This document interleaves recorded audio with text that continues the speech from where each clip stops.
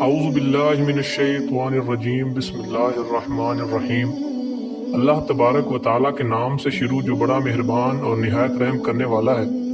پیارے دوستو، دنیا کی تاریخ میں بہت سے ایسے بادشاہ اور فرعون گزرے ہیں جن کو ان کی مال و دولت نے مغرور بنا دیا تھا، اور وہ غرور اور تکبر کی وجہ سے خدائی کا دعویٰ کرنے لگے۔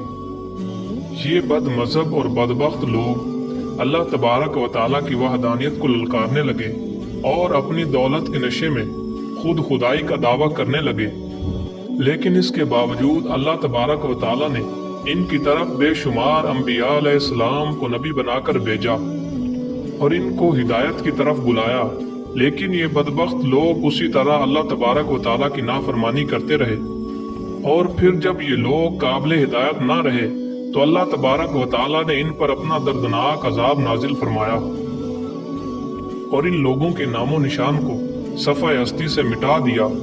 اللہ تبارک و تعالیٰ نے ان جھوٹے خدائی کا دعویٰ کرنے والوں کو ایسی عبرتناک موت عطا فرمائی کہ لوگ آج بھی ان کی موت کو دیکھ کر عبرت حاصل کرتے ہیں۔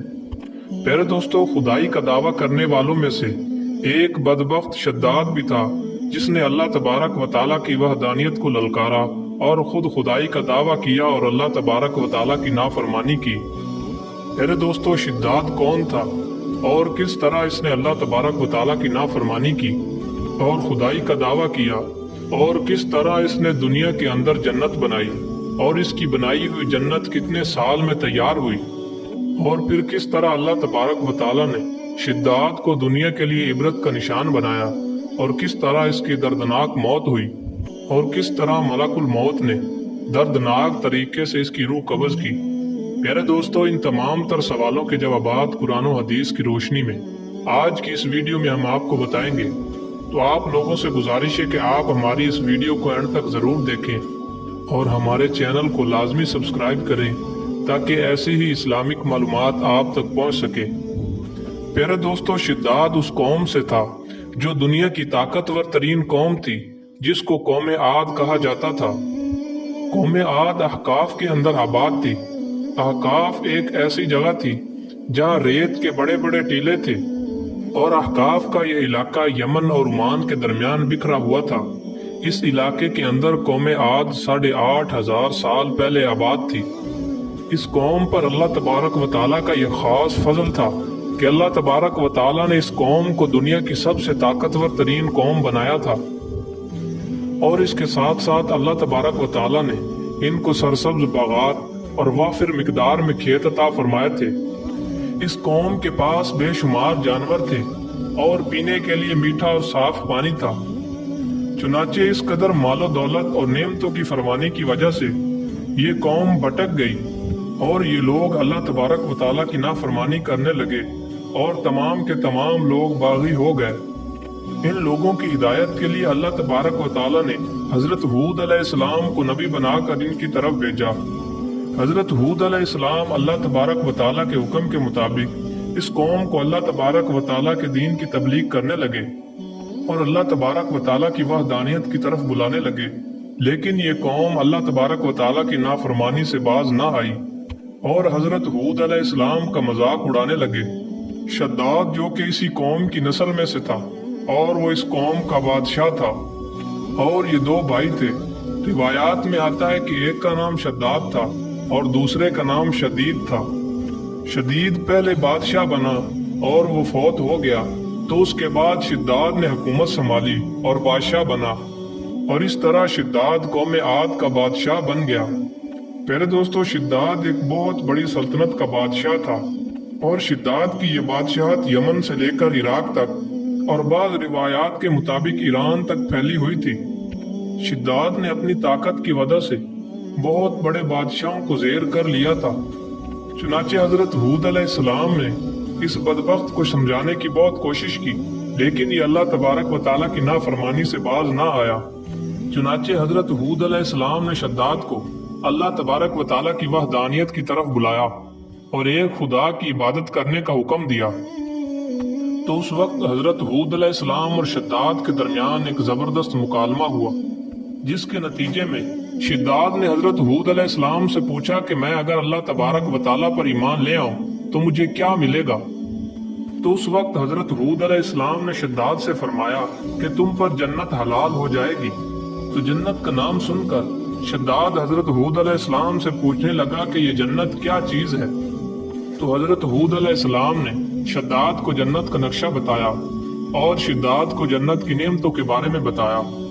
حضرت ہود علیہ السلام کی بات سن کر شداد مسکرانے لگا اور کہنے لگا کہ اس میں کون سی بڑی بات ہے، ایسی جنت تو میں بھی بنا سکتا ہوں۔ تو حضرت ہود علیہ السلام نے شداد کو اس شرک سے روکنے کی بہت کوشش کی، لیکن شداد اپنی نافرمانی سے باز نہ آیا۔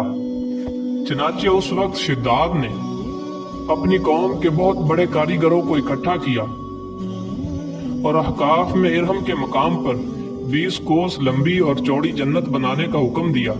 چنانچہ شداد کی اس تیار ہونے والی جنت میں سونے اور چاندی کی اینٹیں لگائی گئیں اور جواہرات بھی لٹکائے گئے۔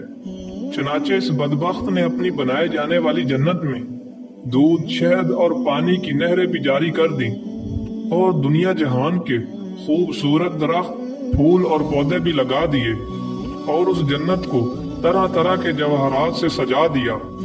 قوم عاد جو کہ پہلے ہی بلند و بالا پہاڑ کو تراش کر ان کے اندر گھر بنانے میں ماہر تھی، اچھے ریت کے ان بلند و بالا ٹیلوں پر بہت بڑے بڑے ستون کھڑے کر دیے گئے اور ان بڑے بڑے ستونوں پر سونے اور چاندی کی بڑی بڑی عمارتیں بنا دی گئیں۔ چنانچہ شداد نے یہ فیصلہ کیا تھا کہ جب تک اس کی بنائی جانے والی جنت تیار نہ ہوگی وہ اس جنت کے اندر قدم نہیں رکھے گا۔ چنانچہ شداد کے حکم کے مطابق اس کی جنت تیار ہونے لگی اور شداد اپنے محل کے اندر جنت کے مکمل ہونے کا بے صبری سے انتظار کرنے لگا۔ شداد کی اس جنت کو تیار ہونے میں 12 سال کا عرصہ لگ گیا۔ چنانچہ 12 سال کے اندر جب شداد کی یہ جنت تیار ہو گئی اور اس کو ہیرے اور جواہرات سے سجا دیا گیا تو پھر شداد کو اس کی جنت کے تیار ہونے کا پیغام پہنچا دیا گیا۔ چنانچہ شداد جنت کے تیار ہونے کا پیغام سن کر بہت زیادہ خوش ہوا اور شداد اپنی جنت کو دیکھنے کے لیے اپنی فوج کو اپنے ہمراہ لے کر جنت کی طرف چل پڑا۔ تو جب شداد اپنی جنت کے دروازے پر پہنچا تو اس نے اپنے سامنے ایک شخص کو کھڑا دیکھا اور شداد اس شخص کو دیکھتے ہی پہچان گیا اور اپنے حواریوں سے کہنے لگا کہ یہ شخص مجھے جنت میں داخل نہیں ہونے دے گا۔ تو شداد کے حواری شداد سے پوچھنے لگے کہ یہ شخص کون ہے اور یہ تمہیں جنت میں کیوں نہیں داخل ہونے دے گا؟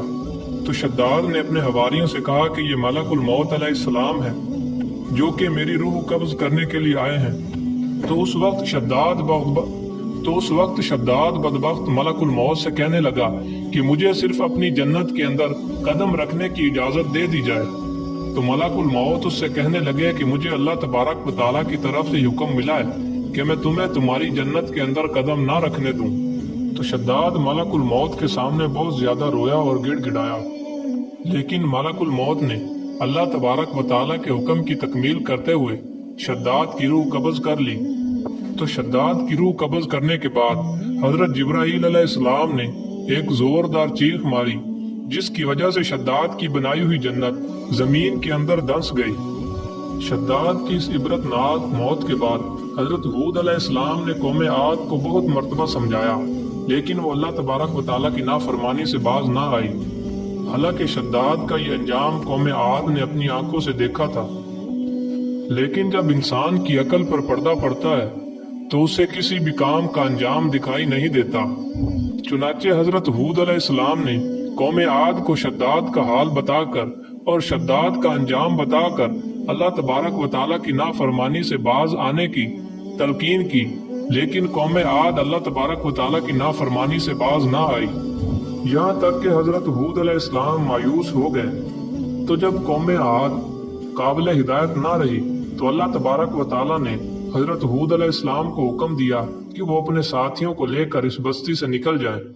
تو اللہ تبارک و تعالیٰ کا یہ حکم پاتے ہی حضرت ہود علیہ السلام نے آخری مرتبہ پھر اپنی قوم کو سمجھانے کی کوشش کی، لیکن وہ لوگ پھر بھی اللہ تبارک و تعالیٰ کی نافرمانی سے باز نہ آئے۔ تو حضرت ہود علیہ السلام اپنے ساتھیوں کو لے کر اس بستی سے روانہ ہو گئے۔ چنانچہ ان کے جانے کے بعد اللہ تبارک و تعالیٰ نے قوم عاد پر خوفناک آندیاں مسلط کر دی۔ اللہ تبارک و تعالیٰ کی طرف سے آنے والی وہ آندیاں اور طوفان 7 راتیں اور 8 دن تک چلتی رہیں، یہاں تک کہ وہ لوگ اپنی بلند و بالا عمارت اور سونے اور چاندی کے محلات کے ساتھ زمین کے اندر دھنسا دیے گئے۔ اور اللہ تبارک و تعالیٰ نے اپنا اس قدر دردناک عذاب اس قوم پر نازل فرمایا اور اس قوم کو صفحہ ہستی سے مٹا دیا۔ جس وادی کے اندر بہت بڑے بڑے محلات تھے، وہ وادی ایک ریت کے صحرا کے اندر تبدیل ہو گئی۔ قوم عاد کے اس علاقے کو اللہ تبارک و تعالیٰ نے اس طرح زمین کے اندر دھنسا دیا کہ وہاں پر صرف اور صرف ریت کے ٹیلے ہی باقی بچے اور کسی بھی چیز کا نام و نشان نہ بچا۔ پیارے دوستو، اس طرح اللہ تبارک و تعالیٰ نے شداد اور اس کی قوم کو دردناک عذاب دیا اور ان لوگوں کو صفحہ ہستی سے مٹا دیا۔ اللہ تبارک و تعالیٰ کی بارگاہ میں دعا ہے کہ اللہ تبارک و تعالیٰ ہم سب کو حضور صلی اللہ علیہ وآلہ وسلم کے بتائے ہوئے طریقے پر چلنے کی توفیق عطا فرمائے۔